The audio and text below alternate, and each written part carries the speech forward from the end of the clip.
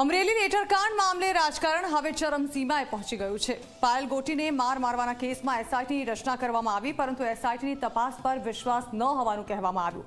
તો કોંગ્રેસે હવે આ મામલે આંદોલન કરવાનો નિર્ણય કર્યો છે। ત્યારે સમગ્ર વિવાદમાં શું થયું, જુઓ અહેવાલમાં।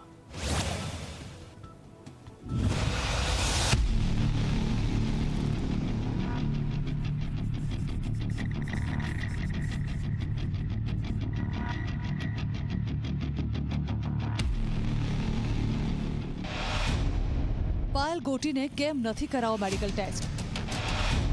પાયલ ગોટીના આક્ષેપ કેટલા સાચા? શું ખરેખર પાયલને પોલીસે માર્યો હતો માર? પાયલના વકીલે શું કર્યો મોટો દાવો? અમરેલી લેટરકાંડમાં રાજનીતિ હવે ચરમસીમા પર પહોંચી ગઈ છે। પાયલ ગોટીએ પોલીસ પર માર મારવાનો આક્ષેપ કરતા તપાસ માટે એસઆઈટીની રચના કરાઈ છે। જો કે સિનિયર એડવોકેટ આનંદ યાજ્ઞિક એસપી ઓફિસમાં સંજય ખરાટને મળ્યા હતા। ત્યારબાદ પાયલ ગોટી કોઈ મેડિકલ ચેકઅપ નહીં કરાવે તેવી જાહેરાત કરી। એસઆઈટીની ટીમ પાયલ ગોટીને મેડિકલ ચેકઅપ માટે લઈ જઈ રહી હતી, પરંતુ ધાનાણીએ ટીમને અટકાવી અને હાઈ વોલ્ટેજ ડ્રામા કર્યા। ત્યાર પછી પાયલ તેના વકીલ સાથે એસપી ઓફિસમાં પહોંચી। તેની સાથે કોંગ્રેસના નેતા જેની ઠુંબર પણ હતા। અમરેલીના ડિસ્ટ્રિક્ટ સુપ્રિન્ટેન્ડન્ટ ઓફ પોલીસ દ્વારા જે સીટ કોન્સ્ટિટ્યૂટ કરવામાં આવી છે ડીવાયએસપી ગોહિલ અને અન્ય 2 મહિલા પોલીસ ઓફિસર્સની, એ અમને સ્વીકાર્ય નથી। તો કોંગ્રેસ નેતા પરેશ ધાનાણીએ ફૂલ જોશમાં આ મામલામાં કૂદી પડ્યા છે અને ટ્વીટ કરીને રાજકમલ ચોકમાં ચર્ચાનો ચોરો અને નારી સ્વાભિમાન આંદોલનના પોસ્ટર શેર કર્યા છે। તો પરેશ ધાનાણીએ જ પાયલને ઇન્ચાર્જ મામલતદાર સમક્ષ નિવેદન અપાવ્યું હતું, જેમાં પાયલે દાવો કર્યો કે તેને મહિલા પોલીસકર્મીએ માર માર્યો હતો। એમ પરમાર સર કરીને છે, સાયબરના સર, એને એવું કીધું કે આને મારશો ને તો જ મેળ આવશે, કે ત્યાં સુધી સાચું નહીં બોલે એમ। પછી એક અર્પિતા બેન કરીને મારી યારે લેડીઝ હતા, એને મને પગમાં 7 થી 8 વાર પટ્ટા માર્યા અને મારી જોડે બીજા એક પીઆઈ મેડમ કરીને છે, એમ કહી ગયા હતા કે આને મારશો ત્યાં સુધી મેળ નહીં આવે। તો જે મામલતદાર સમક્ષ આ નિવેદન આપવામાં આવ્યું તે મીડિયા સમક્ષ આવ્યા અને તેમણે કહ્યું કે હું જજ નથી, છતાં પણ પરેશ ધાનાણીએ મારી સમક્ષ નિવેદન અપાવ્યું।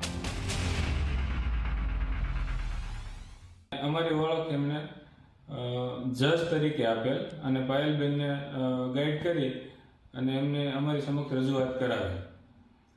જે અમુક ખરેખર જજ તરીકેના પાવર ધરાવતા ન હોય, અમુક આ કામે એક્ઝિક્યુટિવ મેજિસ્ટ્રેટ તરીકે હાજર રહેલા હતા। તો આ સમગ્ર વિવાદને સૌથી પહેલા જેમણે ઉઠાવ્યો હતો તે પ્રતાપ દુધાતે કહ્યું કે આ મામલે રાજકારણ ન કરવું જોઈએ। પોલીસે તૈયાર કરેલી એસઆઈટી પર વિશ્વાસ નથી। માર માર્યાના 10 દિવસ પછી મેડિકલ ચેકઅપ કરાવવાનો કોઈ મતલબ નથી।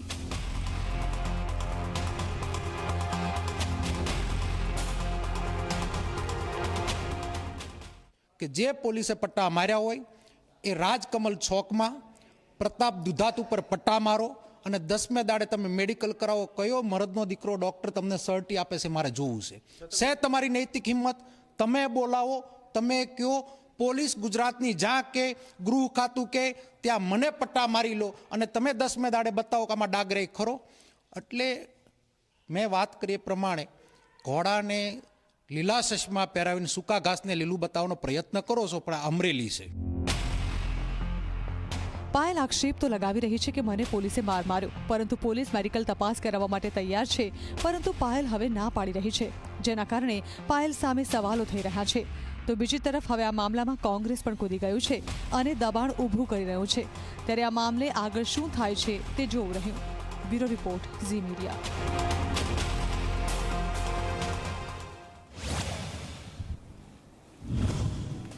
સરકાર